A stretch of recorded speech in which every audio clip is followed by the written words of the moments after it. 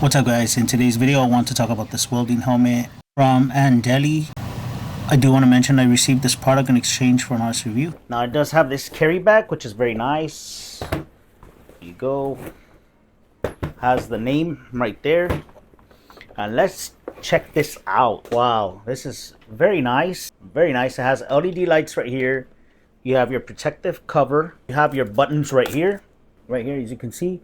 You can shade, you could choose grind or weld, you could choose delay for fast or somewhat fast or slow, and the sensitivity right here, all that is right there. Now you do have a parts list inside this helmet. Overall it feels nice. You also have the power button up here and the LED button right here.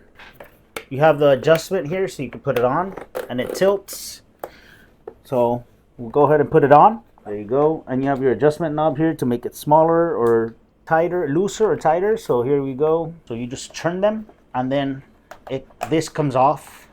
Now you do need to remove it to remove that protective film that is on this glass right here. Now it does have a button down here. It says test, and you have a battery level right here. To put it back in, all you do is slide it in again and then just turn it on. So to turn on the helmet, you just hold the button, this power button, and it turns on the LEDs. So you can also dim them, make them brighter or dimmer. You want to go over something right here. So this is how you would adjust your shading. So I'm going to adjust it all the way to 13. We go ahead and switch it to weld. I don't want any delay, so I want it to be fast. The sensitivity, I'm going to put it somewhat high just to make sure. Okay, so here it is.